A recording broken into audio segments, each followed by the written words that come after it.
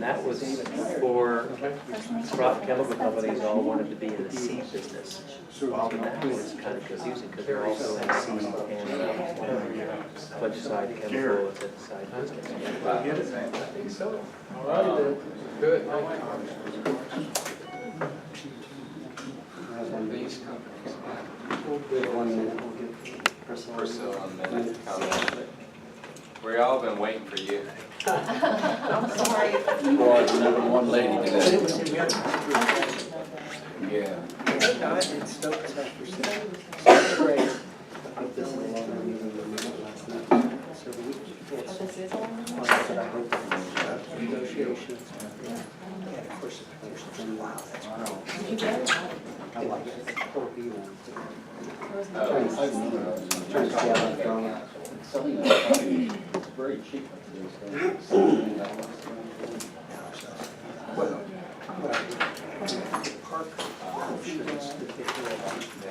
Okay, everyone, let's get started.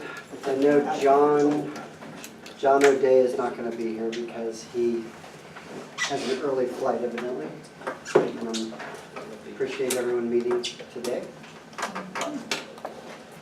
Okay, so the agenda that you sent on Thursday last week, right? I think you sent the draft agenda. I brought in some printed copies of it. If anyone needs one, they're over on the table. We'll approve the minutes. I won't have much of a discussion. Actually, my discussion will be an update on the water feasibility study, which will be very quick. We'll re-review the recommendations from 3 on and see how far we can get, and then discuss next steps from there. And then Bill also sent out a document that had some themes and some cross-cutting concerns, so we can talk about that. And then we'll have public comments. So other than Don, I don't think we have anyone from the public here, but if you want to sign up, you can sign up and make comments. I said enough last time. So do we have a motion to approve the agenda? So moved. Second. Millie, second? Second. All in favor? Aye. Anyone opposed? Okay, what about the meeting minutes from the last time? I'll just ask for a motion first. Motion to approve?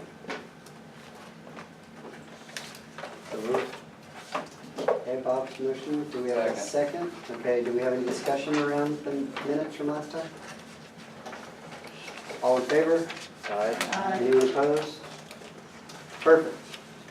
So the water feasibility study will be very quick. We don't have an update on the water feasibility study. That was pretty quick. It hasn't been presented to the council, so it won't be presented to us yet. So That was pretty quick. it is what it is. We can send some prayers toward Scott's wife, though. She had an emergency surgery and is doing well at home now, so that's good. Update on Carrie? I haven't heard from Carrie. Actually, she did reply to an email, but other than that. She is about as lively and as pain-free as I think anybody could be after having a hip replaced. I asked her if it's the painkillers or it's just that she's having less pain, and she said probably a little bit of both. Might be less pain than that. Yeah. So the thought would be we just march on without any updates on the water study. Unfortunately, that is where we are. Any discussion around that? Is that going to be highlighted somewhere? Just like as far as in the whole process of this? I have written a paragraph or two that that described that the committee waited or postponed, hoping to hear a briefing about the water feasibility study. It didn't happen, but I finished that paragraph with a statement essentially saying that however the UDO next draft is done, it needs to take into account the understandings, the learnings, the findings from that study. And that's in the document that you sent. It will, On-site, specific level, committee recommends UDO require all development proposals be based on current available hydrology and soil sciences and incorporate best practices for managing wastewater and protecting groundwater. So the So, suggestion I would have, Bill, is that, rather than just going with the water feasibility study, the groundwater review and water feasibility study perhaps, or whatever the because it's really appropriate kind title. of Okay, two, fine, I'll see, if Yeah. I'll get the whatever the language official that title. identifies it as sort of a two-piece charge. Okay, so why don't we go on to the policy areas. All right, this is where we left off, right? 3.1.6. You're on 12, right?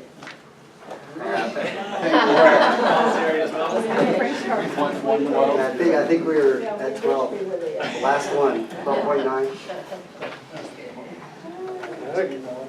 3.1.6. Yeah, that's what we're at. It's a little hard to see the ones that were highlighted for re-review, but I think you finished, my notes say 3.1.7, that got through to that point. So the next one that had any interest in re-reviewing was 3.2.5. And Jesse, I don't know whether we can You want to zoom it? maybe pan over to the right. Yeah, let's see, Gary said something. Do we provide census to the developer who pays? Let's scroll back. I'm not sure that, okay, is there any more discussion on this one? It seems pretty straightforward. Adding to the intent statement, preservation of vegetation. Ready to move on? Yeah, I think my question was, where do we offer any guidance in terms of how does the community preserve the historic resources? Who's going to pay for it?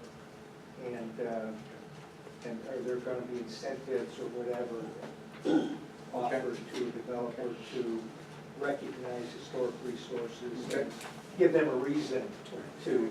They'll have an open space requirement, so they'll probably include vegetation and historic stuff in that, and then that will preserve it, but incentivizing them, they'll be required to do it. We don't need to give them anything for that. That's part of the shift. Okay. We ready to move on? There are the next highlighted area, and this, I think it started with Beth raising a question in 3.6.1, and it's so related to 3.6.2 that one comment is to combine the two. And I think when Carrie and I had talked about it, because one of those comments was mine, and then she had talked about that she was just going to combine them anyways. Okay. So I think that this needs to be combined. You can do it at staff level. Yeah, she had Okay. talked about And combining them anyways. And just for rephrasing, for what I've at least read as a more clear statement of that recommendation, you'll see my underlined proposed substitute. To include language in the AG district that will allow for a mix of those uses, residential, ag, tourism, equestrian, and other farm-related uses. Okay. Ready to move? Your comment was also about 3.6.2. I think mine had been the bullet, mine had been, I can't remember which one mine was, and then when we talked, they were so, Right. originally my comment had been one of those, they were so original, and then I think Carrie wrote the note to combine In the them. final cleanup, there are some that are almost the same recommendation, and there may be a way of collapsing them so it's stated once. That's, okay, let's, Does that mean Oh, sorry. AG, is that still ag, or would that be more of like the OSRD, or IP, or some of those other? No, it's still ag. there is an ag district in the UDO. But in this case, when you say allow for a mix of residential, I Residential. start to worry about, that sounds like a subdivision. And now that's a different zoning district. I guess that's what I was kind of going towards. Is it still ag then? Or is it more of an OSRD/M with mixed use or That's, a PB I agree. type or OSRD type or whatever we're calling those?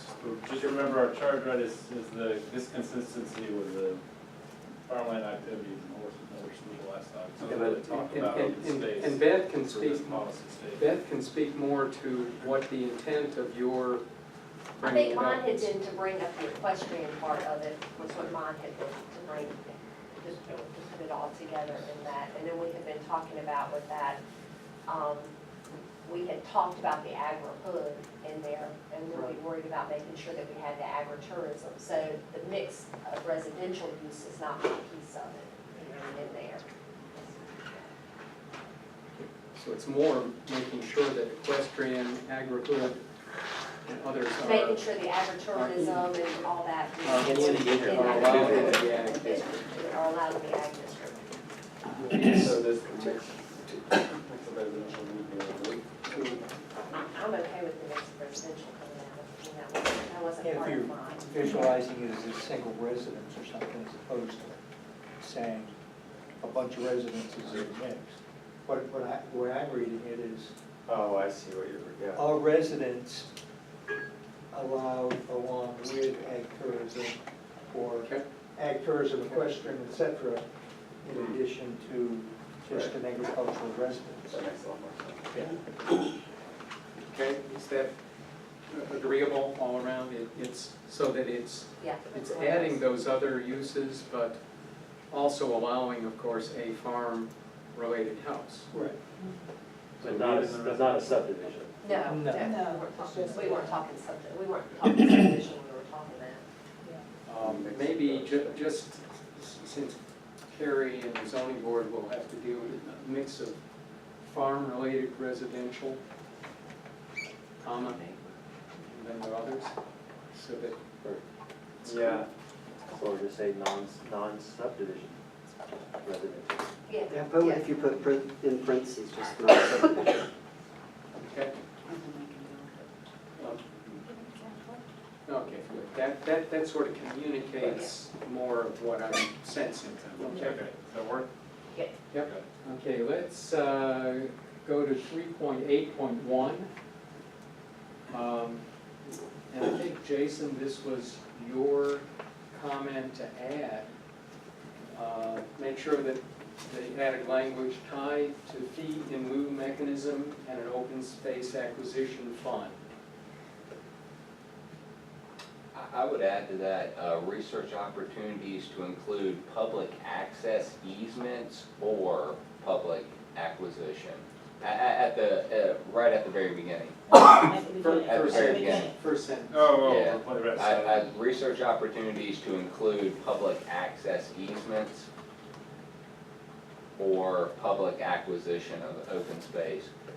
Because, I mean, that'll be on zoning to dictate how we do that, but maybe you give them a break on the open space in order for them to give us a public access easement for public trails. Either easement, so it allows the option of Right. easement as well as acquisition. It'd be better if the developer was granting the town the easement as opposed to us having to spend money to acquire Okay. something from them.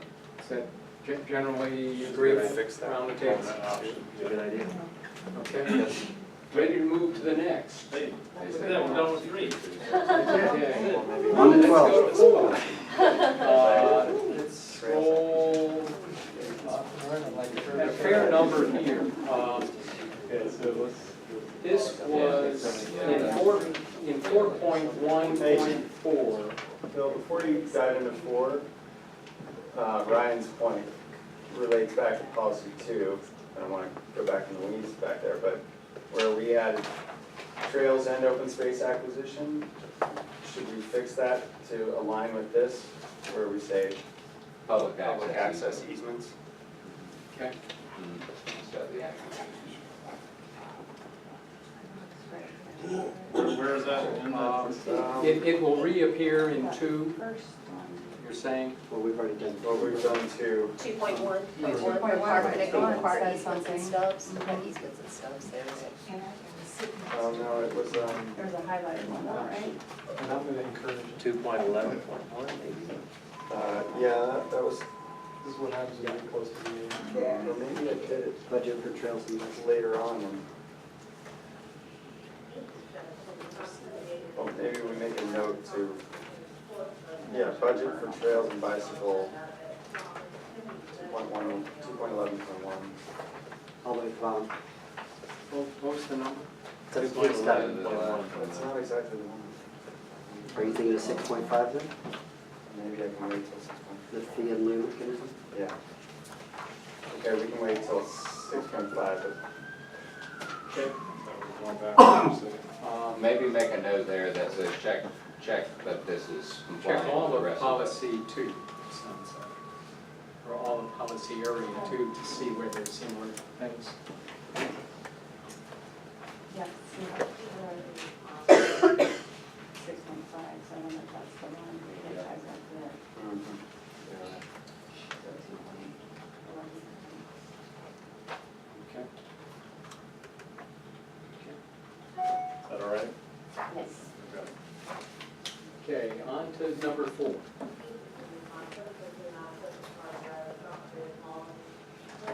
This is policy 4.1, 4.1.4, adding the words or incent tree preservation. And this is along the I-73 corridor.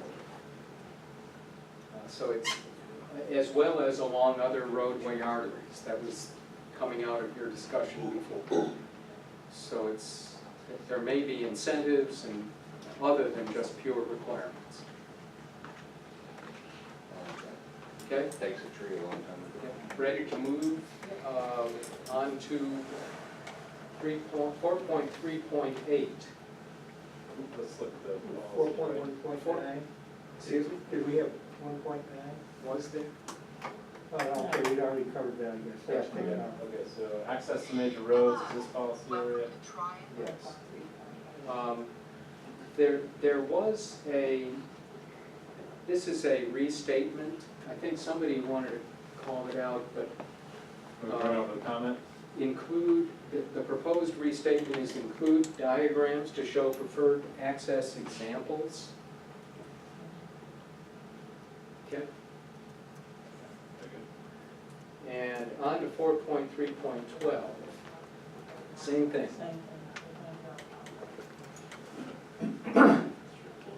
Okay, and 4.4.2. Strength, this is under policy, require connections between adjoining, and I think Church, you originally said, why is this in there for residential? And so my proposed substitute it said strengthen language, ensure connections between non-residential parking lots and between residential developments and adjoining commercial parking lots. It's clarifying that those are those are the two examples that this recommendation covers. Commercial to commercial parking lot connections, and if there's some access between a residential development into the commercial. So you're allowing the connection of commercial and non-commercial? That's the gist of that rewriting, and I thought that I was picking up on a church comment. It could be that I'm. So why wouldn't you? Because one's commercial when it's a high traffic generator and one's non-residential and it'd be low.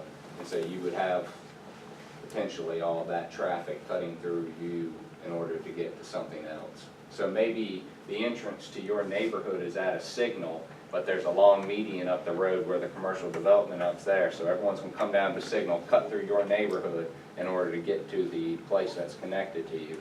And so then you're gonna be pumping traffic down a residential street. And you don't typically want that. Typically with cross-access, there are reasons that you don't require that cross-access, such as if it's a industrial facility and it's gated off and they have poisonous chemicals in there, you're not going to necessarily connect them with another site because they need to be secure. And the same thing with residential and non-residential, it's a difference of use. And so with that, I'm hearing that the recommendation as written to relate this to both residential and non-residential development, you're questioning the wisdom of that. I would say that develop cross-access standards and exemptions. I mean, that I have a whole list of reasons why we wouldn't require that, and there's all different kinds of things. Topography, so it may just be two commercial buildings, but there's a retaining wall between them, and so you're not going to make them do that and tell them they have to go away because they can't make that connection. So there's all kinds of reasons not to require that, and one of the things is we don't connect commercial businesses with residential unless it's part of a larger development. Like there's one off on New Garden Road where there's that Aldi, and then it has the apartment complexes behind it. There's an understanding. There are easements through there, and that was all part of it. You go back there, your apartment's in the back, but the grocery store's in the front. And then there's, I think, a McDonald's on the corner or something like that. So those are connected, but that's a part of a OSRD M, as we call it. But we call it other things. Your suggested language was develop Cross-access standards. This isn't really talking about commercial and non-commercial, it's just talking about making sure you have the public access to To adjoining major properties or thoroughfares. future phases. Right. Yeah, I don't think that we really meant to put that as residential and non-residential. I don't think that was the intent that we had there.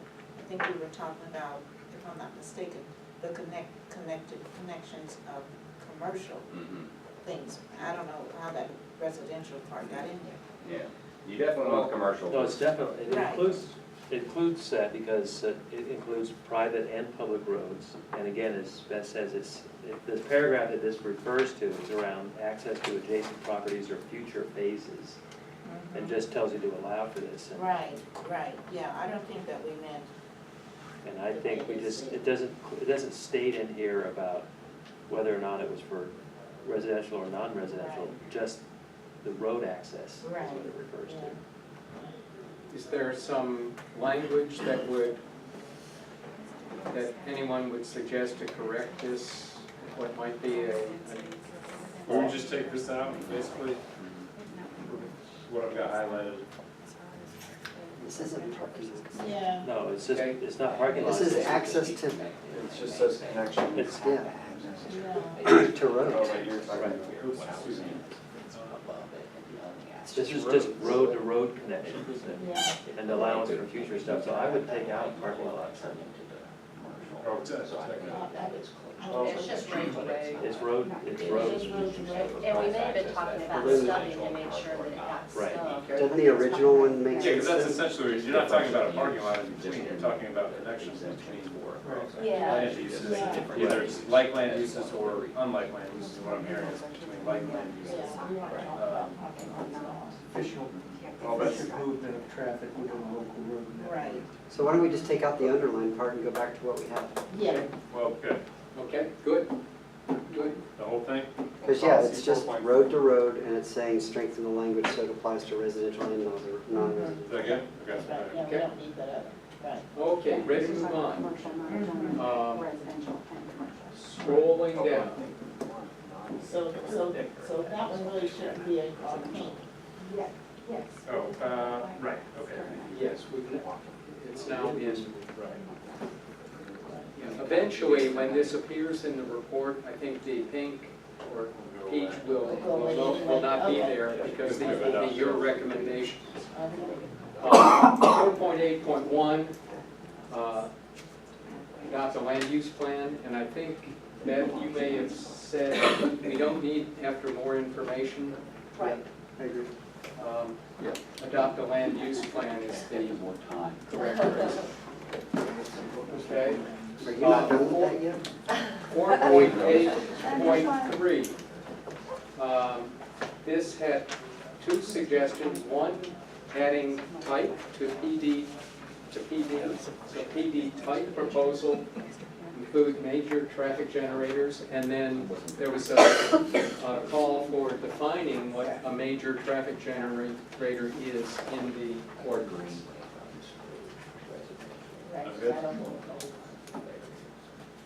Okay, acceptable? They- Move to,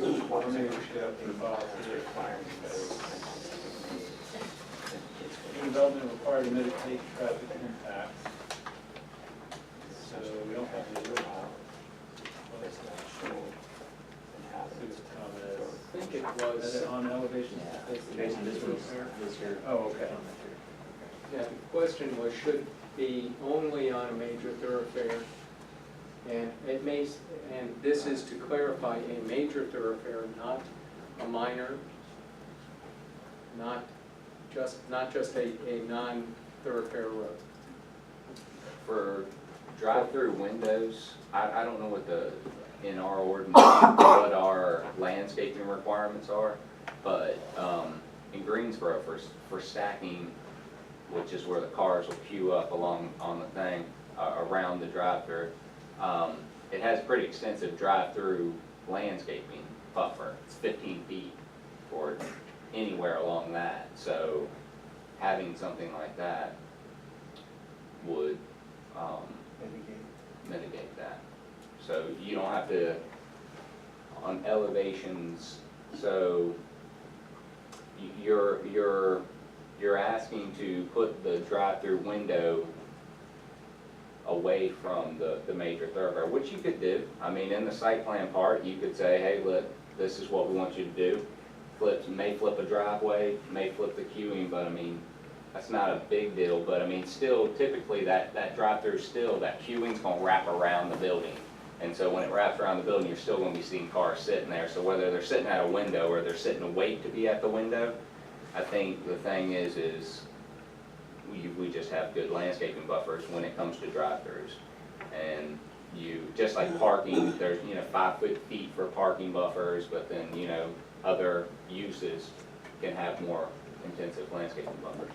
And then We already have recommendations original around one? landscape buffers. It didn't have, a major It would be in thoroughfare, a so Said thoroughfare. all thoroughfares earlier were top. Is it okay if we leave that for the section that's talking about landscape, or do you feel like there should be something here?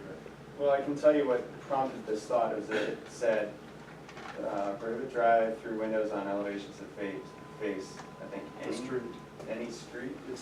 face And my thought was, if we're trying to achieve village-like clusters, and we're saying that a drive-through window can't face any thoroughfare, that we're gonna end up with a drive-through window on the inside of the village cluster, which totally destroys the walkability of that, I think that's definitely something that, I mean, I know I've requested before. I actually kind of did today for Starbucks. But you can flip that, and it doesn't change up much. The only thing I'm thinking about is kind of, once a property kind of comes into an existing development, it may kind of be forced to circulate traffic a certain way because everything's already kind of been set up and they're coming in later. But I don't see why it's a problem to say something, to prohibit the drive-through window to be facing the street, but we should know that that drive-through still is probably gonna wrap around the building and you're still gonna see it on the other side. It just says drive-through windows are discouraged on the front building elevation directly facing the street frontage. And we're saying, instead of discourage, prohibit. Yeah, so, Discourage doesn't help anything. It's just worthless. Are, shall. From my is there standpoint, agreement to accepting the proposed substitute or I think it's change? okay, and maybe if they want a variance, if Yeah. it's really important, Yeah. apply for a variance. Yeah. Okay, okay.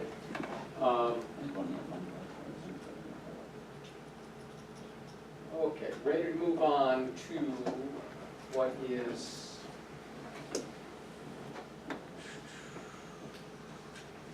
four point ten. Let's see what number. 4.9.4. Oh, yeah, excuse me. 4.10.2. Do not include future right-of-way calculations.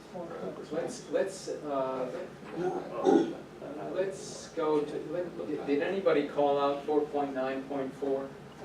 No, I just had Okay. a mouse over back. Okay. 4 point, and this one, strengthen the language in parking, loading, and circulation ordinances to accommodate movement of pedestrians and bicycles within and around all of a development.